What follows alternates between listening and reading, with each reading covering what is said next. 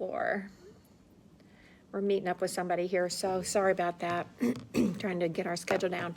So we had a great meeting this morning, talking about DCS, and like I've told you before, we're not going to say exactly who we're talking to or what we're talking about. It's a big secret because we know that DCS stalks us on Family Forward, and they'll immediately start calling up these people and telling them that we're crazy wackadoodles. So they want to protect their bureaucracy. So we are.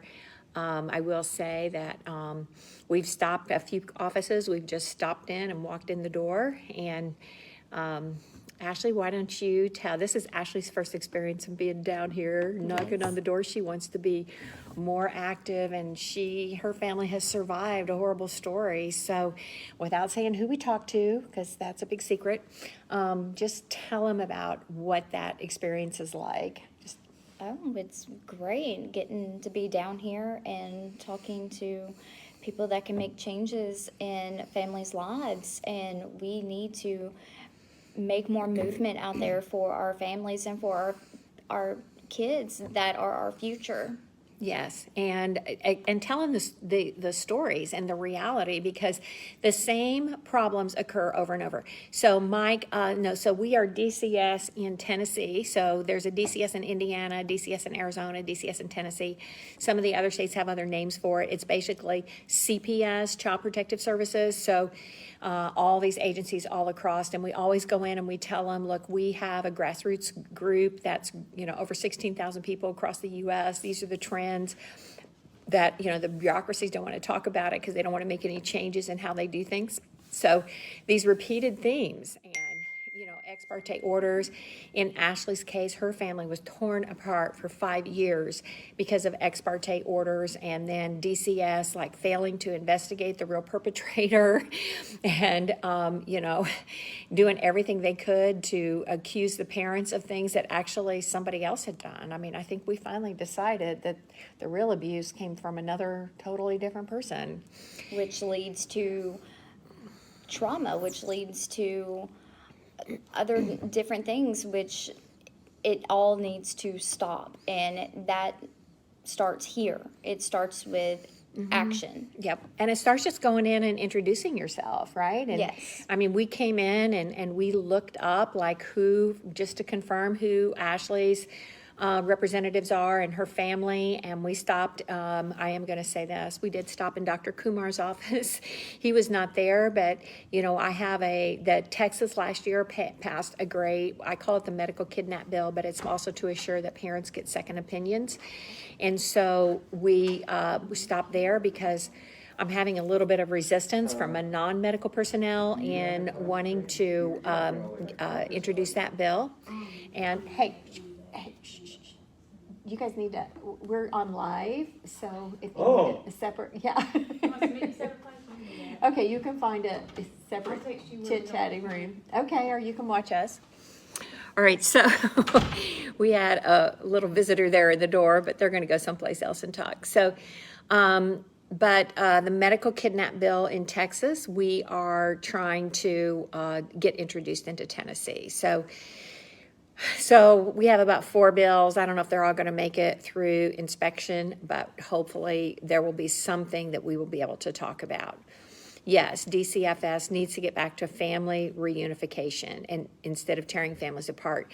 And I will tell you, Margie, there's a couple things I talk about when I go in and I talk to these legislators. Number one is in Tennessee, the Department of Children's Services was created in about 1995 with a public policy of family reunification. I always remind them that because it is the legislators who set the public policy, not the courts, not the governor, not any other branch of government. It is our legislative branch who does that. And so when they get far away from what their public policy and what they're supposed to do, then they need to be reminded. And since most of the legislators that are here now were not around in 1995, you have to go in and tell them about it. And it's also important that we keep them out there. And I'll tell you, somebody else we stopped to talk to, we didn't actually get to talk to her, but you want to kind of find out what legislators sort of their interests are. And so we did stop in Representative Moody's office. And, we're just putting, even if they're not going to sponsor a bill, we're already putting the word out there, like, watch for some bills. There's going to be some changes come up with DCS. We want you to watch for it. Well, her kind of passion issue, because everybody kind of has a passion issue, is human trafficking. So I just reminded them that last year, the TBI did this big, huge sting trying to locate missing children. Like, they just decided, I don't know, one day or whatever, and they found like 150 children. It's like, how do you like have 150 children missing and nobody look for them, right? And so they found like 150 children. 90 of those children had been in foster care when they went missing. So it is, so missing children, human trafficking, all goes together. Yep. And the children that do get out of foster care are so psychologically damaged, and having been separated. Yes. We really need to talk ASAP, like now. Okay, Mary, well, probably the best thing is go ahead and maybe send me a message in Messenger, so we can maybe set something up to do that. Yes, Samantha, praying for justice become easy. Yeah. And, this problem is worldwide. I have talked to a member of the parliament in Australia who's been trying to help families there. It's in Great Britain. It's in Norway. It's in Israel. I mean, it is a worldwide problem where children are being scarfed up by the government agencies and placed with strangers. I mean, they are placing them with strangers. It's like, I was recently working on something, and they're like demanding that families and parents and basically anybody you're in contact with have a psych eval, and yet you're sending these children to live with foster parents that you've never done a psych eval on, right? Yeah. Or, sometimes family members are good and sometimes family members are not so good, right? And sometimes they need a psych eval, right? Or, and Emily Chan is with me today. She's out talking about her case to somebody else right now. But, as I sat down and I talked to her, and she's under a gag order, by the way, so I'm going to talk for her. But, in her case, it was a mental health misdiagnosis where they basically label as crazy. And this is not the first time this has come up. I've dealt with other families in this situation. They label you like incompetent or unstable. And then they get a misdiagnosis, and then they say you're too dangerous for your children, even though there's not one little stitch of evidence that you've ever done anything to your children, ever.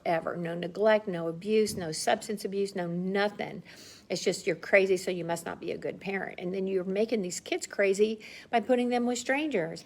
And her kids were put on psychotropic medication and put in a mental hospital at 12 years old. I mean, how crazy and insane is that? So then that results in the children having attachment issues, and it's a terrible cycle for these kids. Right, and trust issues, and one of the bills that is we didn't originate it, so I'm going to go ahead and talk about it because I think there's going to be a lot of pushback on it, but it is pretty good, where it talks about if your case is dismissed, that you ought to be able to have your records expunged from DCS, and I'll tell you why that's important. And, Ashley's family is a good example, because DCS got involved. They have a whole case file on her family, and, she's not worried about it right now, right this minute. But, I mean, I've known y'all since 2013. Yeah. Yeah, when you were pregnant with Levi. Yeah, so the year Levi was born, we'll always remember that, because Levi thinks I'm his grandmother. Hey, Levi.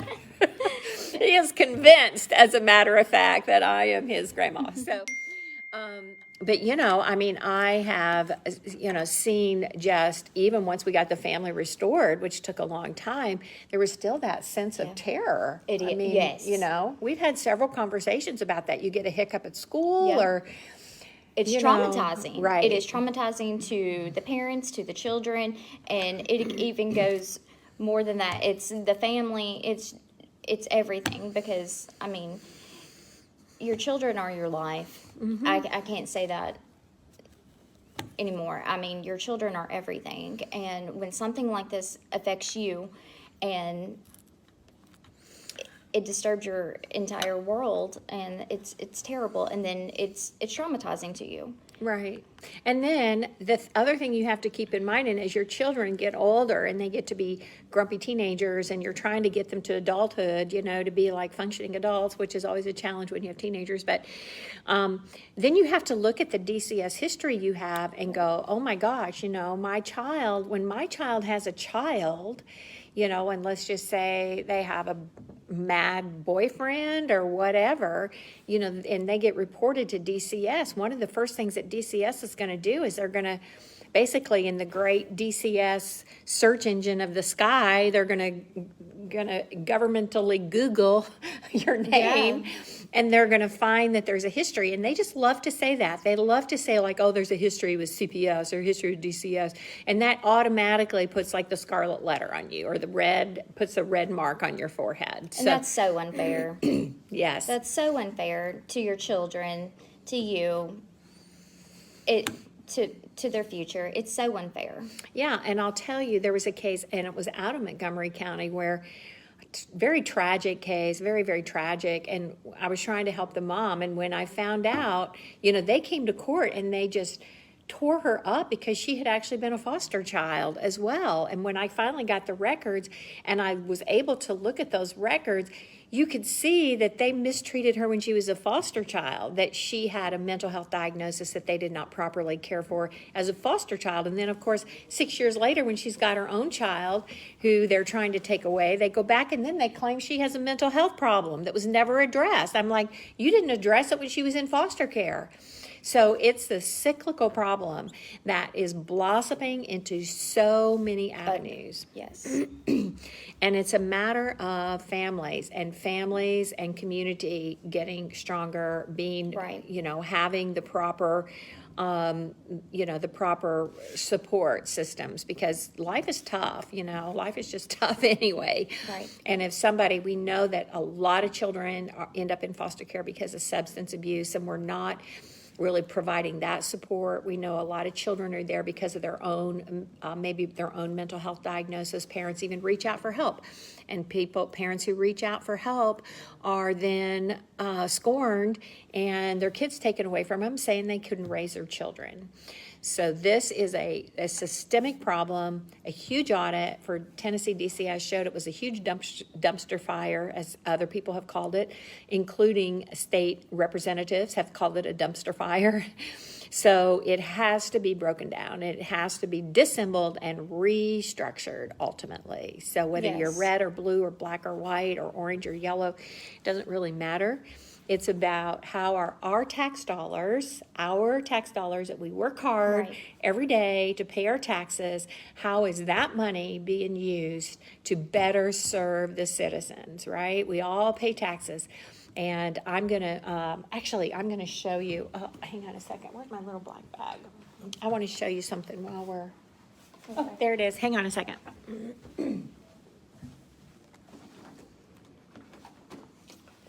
This may be backwards. I think when you do this on Facebook Live, it ends up backwards. I did post these pictures the other day.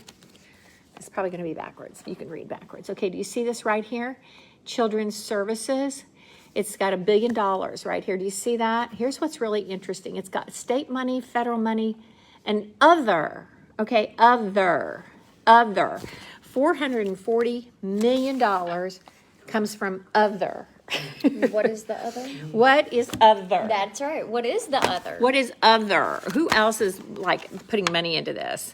So, I know that they make parents pay child support. I know that they take children's Social Security money. But if you look at this is the book that is produced by the General Assembly through the State and House Finance Ways and Means Committee. It's just to give all the legislators kind of a cliff note, you might say, on each department and how much the budget is for each department. And DCS is really one of the largest budgets, because if you look at, let's see, so DCS is $1 billion, okay. Environment and conservation is like $480 million. Health is $1 billion, okay. So that's pretty huge when you think about the healthcare services. And let's see, here's mental health and substance abuse services is 500 million, right? So we need to take a better look at how we're spending our money. I think it's way more money than anything ever gets published anywhere. Okay, so Samantha, I agree with you on that. There's so much. And I'm going to tell you why, because it's not just this money that comes through DCS, it's also TennCare money. It's also Medicaid. It's also Social Security disability money. It's the post-adoption money. Yes, because post-adoption money is in and of itself like 100 million, I think, because it's 9 million a month. So yes, there's all kinds of money that's not even incorporated in that, just like the number of kids in care, because this is very deceptive. Again, this is going to be backwards for you, so I may do a later video for you, but it talks about children in custody, and it gives you two different total numbers, because look at this here. Here it says custody, and it says 14,000. Here it says custody, and it says 8,000. That's like 6,000 children different. Right. So it's just, and then down here, children in foster care is 5,000. So it's like funny numbers, right? You're like, how did you get these numbers? Where'd you come up with this? Is this like one snapshot of one day of the year? Is this an average of the year? What is this? So anyway, it is, we got a meeting coming up at 2:00, so we're going to skedaddle off of here. And please stay tuned, because there's more that's going to be going on. We are on a hot roll. Okay, talk with you later. Bye-bye. Bye.